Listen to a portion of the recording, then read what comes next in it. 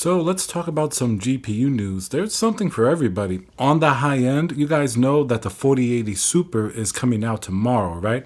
January 31st.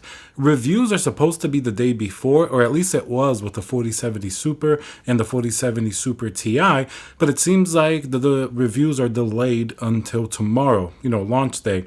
That's not really ideal. I think you need at least a day to hear the review, to compare with what else is on the market, so you have time to process it, because who knows, with the frenzy that it's been the last few years, what if you hear the review and it's a little too late to get the model you wanted?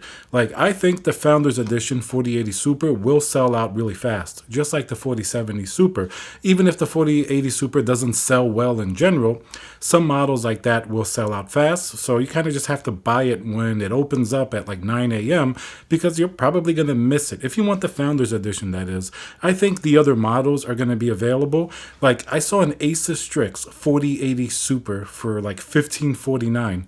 Come on, Asus, did you get the memo? The prices are supposed to be going down. There is not $549 of difference between your 4080 Super and a Founders Edition or a base $999 4080 Super.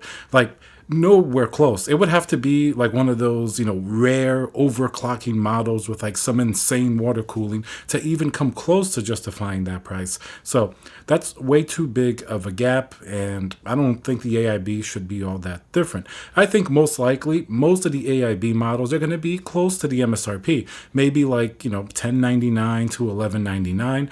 But I don't think people really want to buy a $1,200 4080 Super. At most, $999. So everybody's going to go for those base models. That's why there's an issue with having the reviews a little bit too late. Now, supposedly it's because some stuff got delayed, and I don't think it's just Nvidia trying to, mess with things, but still the effect is nearly the same. But if you talk about the other GPUs, like the 4070 Super is having an impact on the 7800 XT, for example, because those prices are going down. It seems like it just got a little bit of a price cut, so now it should be well under $500, maybe like $480. It's not a massive price cut. At least it's a little bit bigger of a gap between the 7800 XT price and then something like a 4070, which now is probably going to be close to $500, at least $100 less than the Super variant, because the Super variant does seem like it's one of the ones that went up in performance the most. If you compare these GPUs of the Super refresh, each one of them has a little bit of a special attribute where it improved, if you will. The 4070 Super stayed at the same price, but it did get more CUDA cores, same VRAM, but the performance seems to be pretty good. I've been testing one, and it's been actually pretty close to a 4070 Ti in a lot of cases. And then the 4070 Ti Super stayed at the same price once again. Performance went up a little bit more than a 4070 Ti, not like a drastic difference, but it did get 4 extra, gigabytes of VRAM, going up to 16, which makes it a lot more palatable, so that's definitely a bonus. And then obviously the 4080 Super got that $200 price cut from the original 4080, even though it still has the same VRAM, and roughly it's going to be a little bit faster, I think we're guessing, based on all of the other GPUs than the 4080.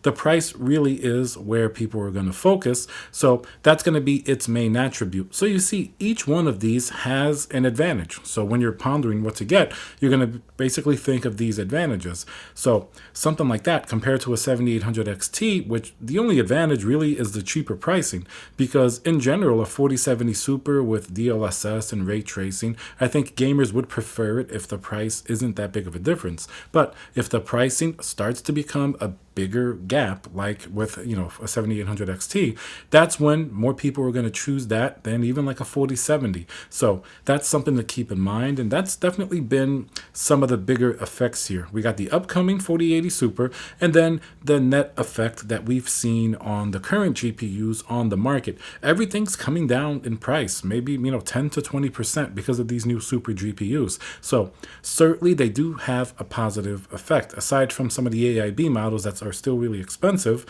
Everything else seems to be getting more in line with, at least a trend going downwards. It doesn't mean that these prices are still, not a little bit too high, because a lot of people don't want a $999 80 class GPU. They want it to be $699, but I'm not sure if Nvidia is going to go backwards and really drop it all that much, especially when they have AI and everything else to focus on. All right, guys, what do you think about the new GPUs coming out and the effect it's having on the market? Let me know what you think, and I'll see you guys on the next video.